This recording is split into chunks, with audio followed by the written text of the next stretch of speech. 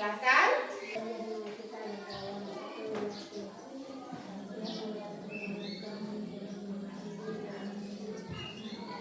Tepuk semangat.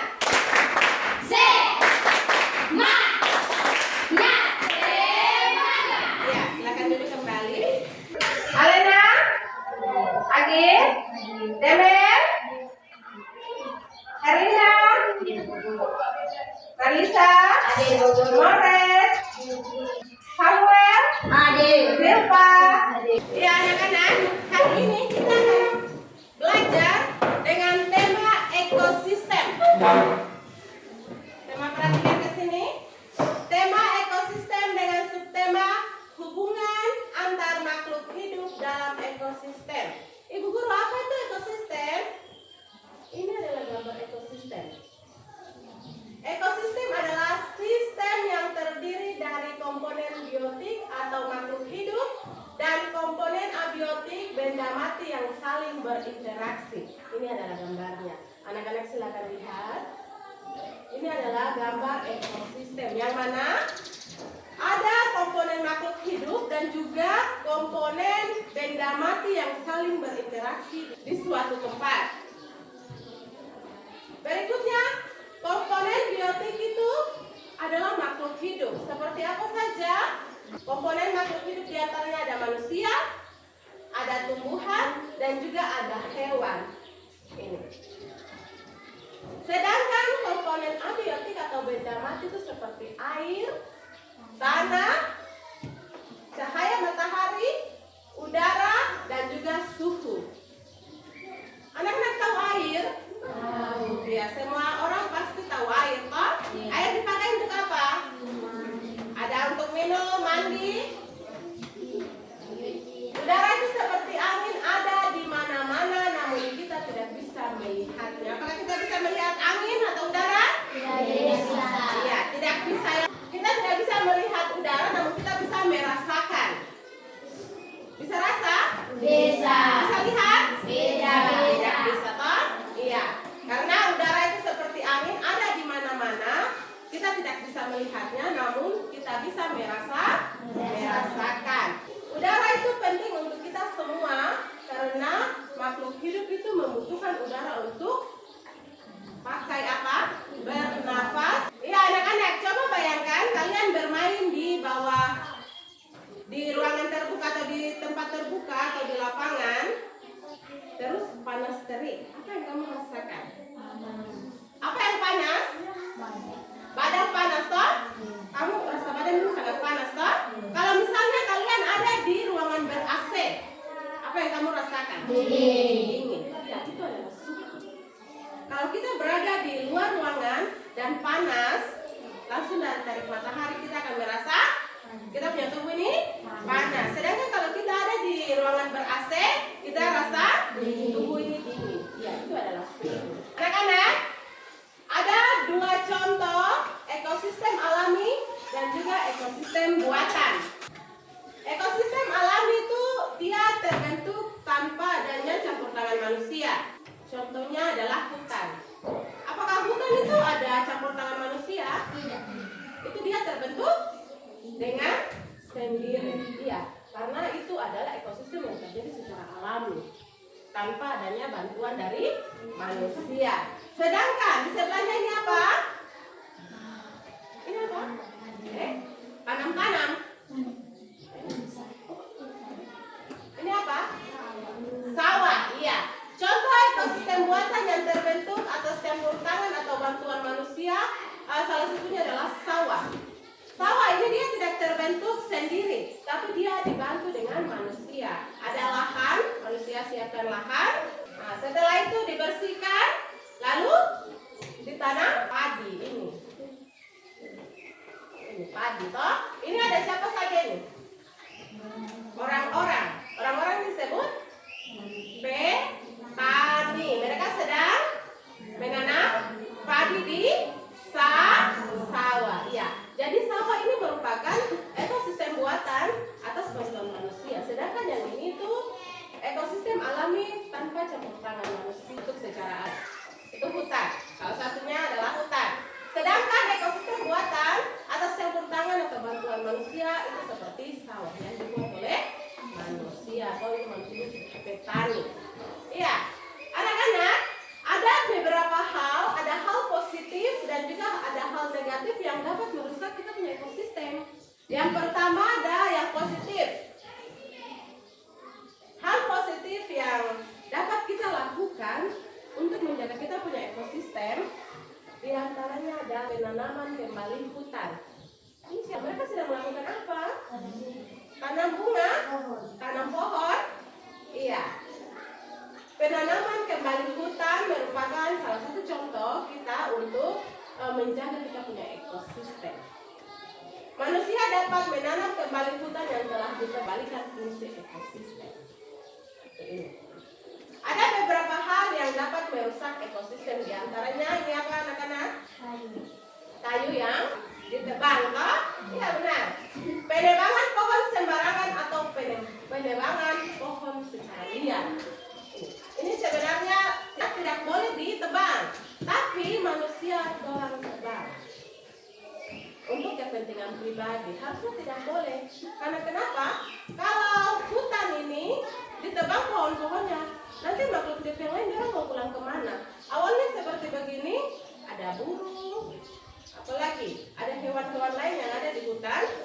Mereka ada hidup aman, tapi pada saat ada campur tangan manusia di dalamnya, dorang tebang pohon sembarangan atau dorang tebang pohon secara liar, itu akan menyebabkan ekosistem terganggu. Hewan-hewan akan pergi, dorang tidak tahu mau hidup di mana, karena dorang punya rumah sudah dikasih rusak. Selanjutnya apa ini? Buang sampah sembarang. Iya. Membuang limbah dan sampah sembarangan. Membuang limbah dan sampah sembarangan dapat mencemari lingkungan dan menyebabkan masalah kesehatan. Iya anak-anak, siapa yang biasa buang sampah sembarangan? Apakah semua buang pada tempatnya? Iya. Semua buang sampah pada tempatnya? Ada yang buang sampah pada tempatnya, ada juga yang tidak. Ya, bagi yang tidak, mulai hari ini tidak boleh buang sampah sembarangan, karena sampah itu bisa merusak kita punya lingkungan. Kalau anak-anak berdiri dekat sampah, apa yang kalian rasakan? Tidak nyaman karena bau busuk. Nah, kalau setiap hari bau busuk terus yang kita cium, mata ini sakit karena selalu lihat sampah, apa yang kita rasakan di kita punya tubuh? Rasa badan tidak enak karena selalu kita cium bau busuk, toh? Iya. Kita kalau buang sampah sembarangan seperti ini bisa mencemari lingkungan dan juga menyebabkan kita sakit. Dan juga ekosistem yang ada di lingkungan sekitar akan rusak. Hewan-hewan yang tadinya mungkin ada kupu-kupu di situ, karena tempat bagus, tapi kalau sudah dibuang sampah, mereka pergi. Mereka tidak lagi di situ. Ya, kita lihat hanyalah sampah dan mencium bau.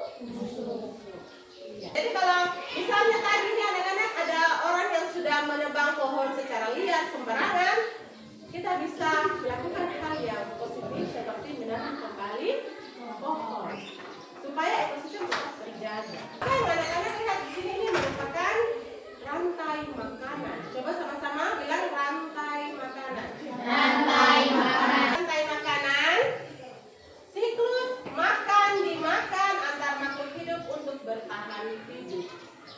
Ini yang harus dilakukan supaya mereka bisa terus bertahan hidup. Makan dan dimakan. Itu merupakan rantai makanan. Ya, pada contoh rantai makanan di atas ini dapat dilihat bahwa padi dia merupakan produsen, adalah tanaman padi. Tikus merupakan konsumen satu. Selanjutnya ular adalah konsumen dua. Selanjutnya burung apa ini?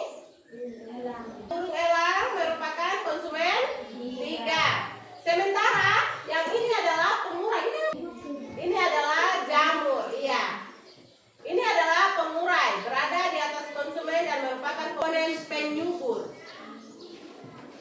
Komponen penyubur tanah yang dibutuhkan oleh tanaman padi untuk tumbuh dan berkembang. Padi dimakan oleh tikus, kemudian tikus dimakan oleh ular, kemudian ular dimakan oleh elang. Kalau elang ini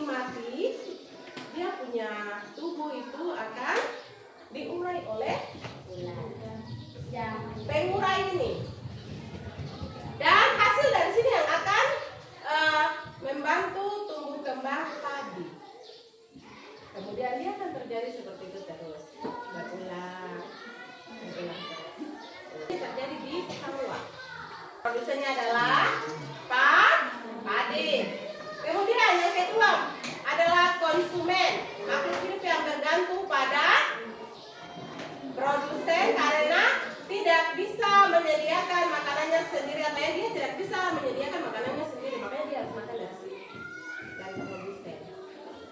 Karena di sini yang menyediakan makanan.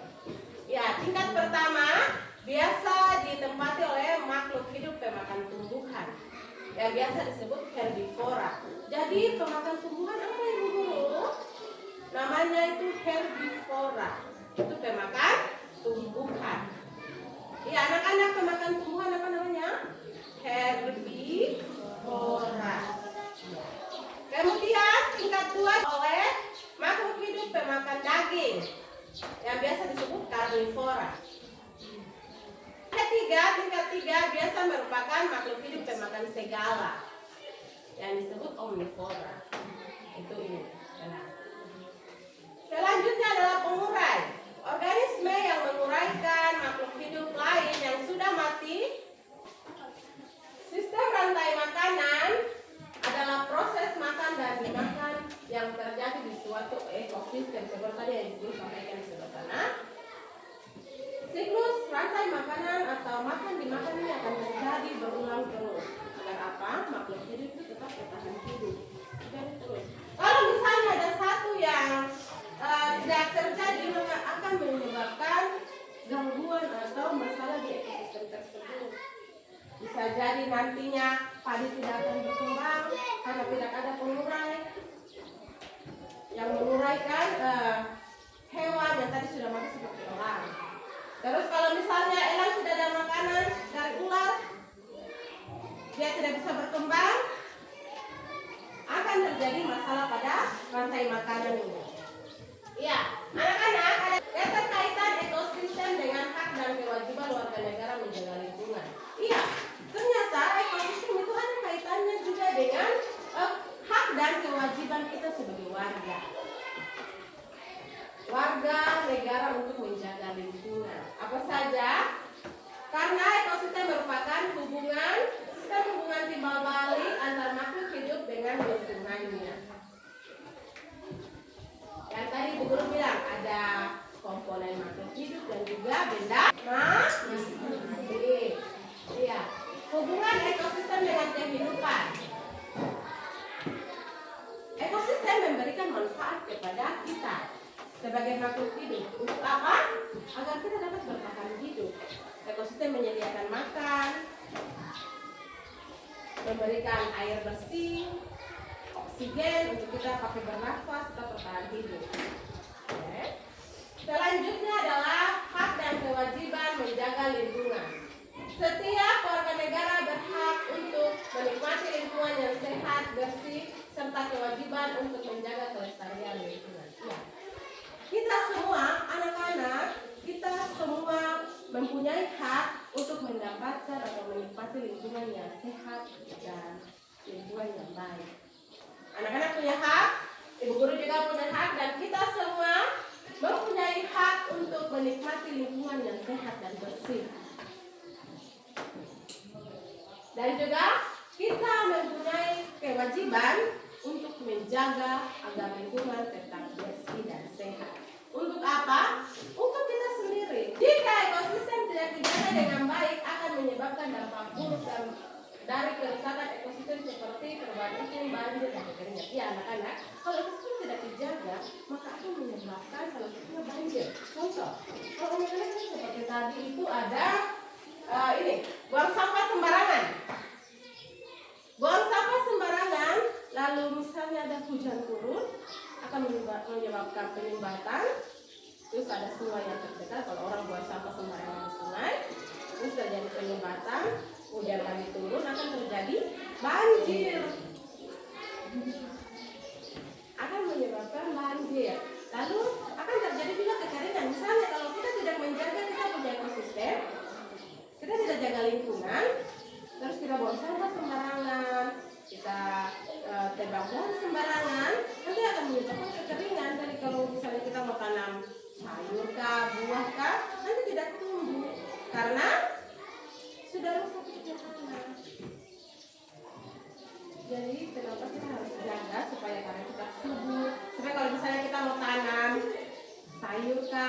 2 cup, itu dia bisa subur. Ada contoh bungkusan kopi saset itu. Nah, itu bisa dibikin menjadi tas toh. Ada yang seperti itu. Ya itu istilahnya didaur ulang. Jadi sampah-sampah plastik itu tidak dibuang tapi dikumpul lalu didaur ulang menjadi tas untuk bisa dipakai lagi. Contoh mendaur ulang sampah plastik. Ada pemerintah yang membuat kebijakan, ada peran masyarakat sebagai warga negara wajib untuk menjaga lingkungan sekitar. Kita semua mempunyai kewajiban untuk menjaga lingkungan agar tetap sehat. Etika lingkungan sebagai perilaku yang bertanggung jawab dan menjaga keseimbangan ekosistem seperti tidak merusak alam, tidak membuang sampah sembarangan, dan tidak melakukan kegiatan yang merusak ekosistem. Ya, itu merupakan etika atau aturan yang harus kita jalankan. Kita tidak boleh buang sampah sembarangan. Jangan sampai kita buang sampah sembarangan dan merusak ekosistem. Yang nanti susah siapa? Kita sendiri. Karena kita kasih rusak kita punya ekosistem. Nanti bilang, aduh ini ibu guru saya mau tanam bunga di sini, tapi kenapa dia tidak subur? Iya, karena sudah rusak tanahnya. Kenapa? Iya, karena itu kemarin bukan kalau sampah-sampah plastik sembarangan di sini. Makanya pengelolaan tidak mati, maka tanah itu tidak boleh subur. Semuanya berdampak. Peran manusia dalam ekosistem yang seperti tadi Bu Guru bilang, manusia dapat mempengaruhi ekosistem melalui kegiatan penebangan hutan, pencemaran dan perubahan iklim. Ya, manusia yang menyebabkan seperti ini. Yang negatif ini, manusia yang bikin. Nanti yang susah manusia sendiri, karena sudah kasih rusak. Itulah sebabnya ini kalau misalnya manusia sudah melakukan penebangan pohon secara liar, bisa menggantinya dengan menanam pohon kembali. Bisa juga manusia mengelola limbah. Seperti tadi Bu Guru bilang, ada sampah plastik yang masih bisa digunakan, itu dikelola kembali. Contohnya sampah plastik bungkus minuman atau makanan itu bisa dibuat seperti apa tadi Bu Guru bilang? Pas. Ekosistem dengan matematika, aplikasi matematika dalam ekosistem. Bu Guru, kenapa kita bicara soal ekosistem? Kenapa sekarang kita sudah bicara tentang matematika lagi? Ada hubungannya.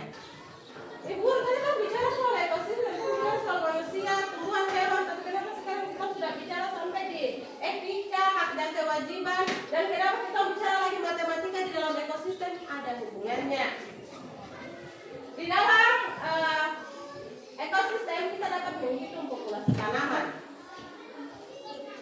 Ada rumus sederhana yang dapat kita gunakan untuk menghitung populasi tanaman. Di sini ada contoh soal. Pak Tono memiliki kebun sawit dengan ukuran 1 hektar atau 10.000 meter persegi. Pak Tono ingin menghitung jumlah populasi tanaman sawit. Pak Tono memilih area kecil 10 meter persegi dan menghitung terdapat 10 batang sawit. Berapakah populasi tanaman sawit dalam kebun tersebut? Menghitung jumlah populasi tanaman sawit yang ada di dalam kebun tersebut. Kebun yang besar begitu, apakah kita jalanin satu-satu? Karena terlalu besar. Ya, ada caranya. Jumlah tanaman dalam area kecil ada 10 batang. Luas area kecil 10 meter persegi. Sedangkan luas total area 10.000 meter persegi. Jadi cara kerjanya itu begini. 10 batang dibagi 10 meter persegi. 10 bagi 10 1 dikali 10.000 meter persegi. 10 meter persegi itu adalah luas kebunnya, kebun sawit miliknya Pak Tono. 10.000 meter persegi. Jadi 10.000 batang pohon sawit. Populasi per hektar 10.000 batang dibagi 10.000 meter persegi. Jadi per 1 meter persegi itu ada 1. Jadi 1 meter itu ada 1 pohon. 1 meter 1 pohon. 1 meter 1 pohon. Oke. Jadi ada 1 hektar lahannya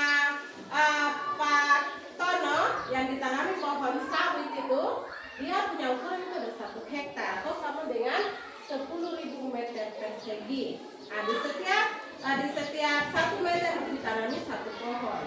1 pohon sawit. Jadi populasi tanaman sawit yang ada di dalam kebunnya Pak Tono adalah 10.000 batang pohon sawit. Banyak kan? Banyak kan? Ya, selanjutnya kita dapat menghitung populasi hewan. Sebenarnya kalau untuk menghitung populasi hewan kita bisa langsung menghitung secara kita mengamati lalu kita menghitung. Ada juga beberapa rumus yang bisa kita gunakan. Contoh, Rio menangkap 50 burung pada penangkapan pertama dan menandai semua. Kemudian Rio melepaskan burung-burung yang ditandai. Setelah beberapa waktu Rio menangkap kembali 100 burung dan menemukan 10 burung yang ditandai. Maka perkiraan ukuran populasi burung adalah 50 bagi 10 dikali 100 sama dengan 500 burung. Ini adalah rumusnya. N itu adalah perkiraan ukuran populasi total. E merupakan jumlah hewan yang ditandai pada penangkapan pertama dibagi dengan jumlah hewan yang ditandai di antara hewan yang ditangkap ular. Kemudian akan dikalikan dengan perkiraan ukuran populasi total. Itu hasilnya ada ini. 50 merupakan burung yang ditangkap oleh Rio. Pertama, Rio tangkap burung 50. Nah ini. Kemudian Rio kasih lepas 50 itu. Jadi dia sudah tangkap 50 burung. Tetapi dia kasih tanda di punya kaki. Dia kasih tanda. Terus dia kasih lepas. Dia kasih lepas burung-burung yang sudah ditandai. Setelah beberapa waktu, dia tangkap kembali lagi 100 burung dan menemukan ada 10 burung yang dia tandai. Dia ketemu lagi 100 burung yang tadi dia tangkap lagi. Maka perkiraan ukuran populasi burung adalah 50 bagi 10 dikali 100. Hasilnya adalah 500 burung. Bisa dipahami? Bisa. Nah ini ya. Menghitung luas habitat. Menghitung luas area persegi panjang atau persegi. Coba bagaimana gambar persegi? Coba salah satu bantu ibu guru bagaimana model gambar persegi. Coba siapa yang bisa gambar persegi dan juga persegi panjang. Gambar persegi. Persegi modelnya bagaimana? Persegi panjang modelnya bagaimana? Kita diminta untuk menghitung luas habitat. Lapangan berbentuk persegi panjang dengan panjang 20 meter dan lebar 15 meter. Berapa luas lapangan tersebut? Cara kerjanya itu dengan kita pakai rumus L itu adalah luas sama dengan panjang kali lebar. Luasnya tadi berapa? 20. Oke, 20 meter. Nah, luas sama dengan 20 meter adalah panjang. Panjang dari lapangan. Oke. Dikali lebarnya tadi ukur bilang berapa? 15. Ya, kita mau cari dia punya luas. Kira-kira luasnya berapa? Luas sama dengan panjang kali lebar. Luas lapangan berapa? Dan ditanya, panjangnya 20 meter dikali 15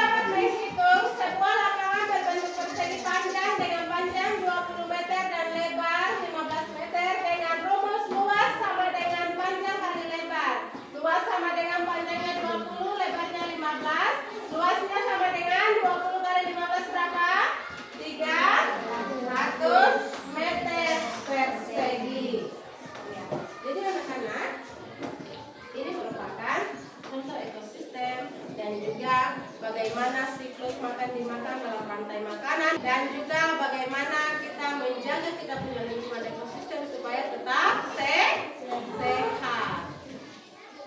Dan juga kita dapat mengaplikasikan matematika di dalam ekosistem.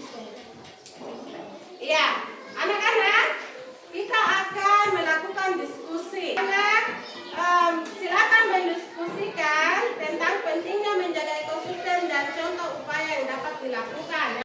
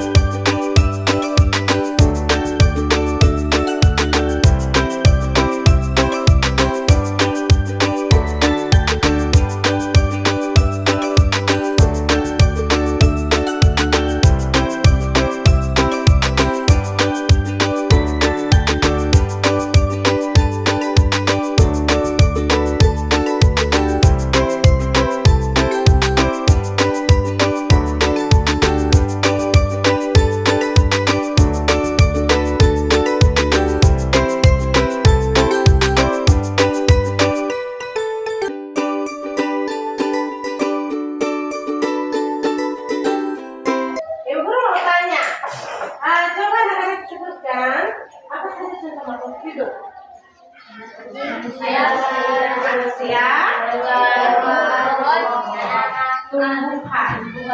Ya. Kalau ya, kan itu termasuk ke dalam hewan. Kalau benda mati apa saja tadi? Air,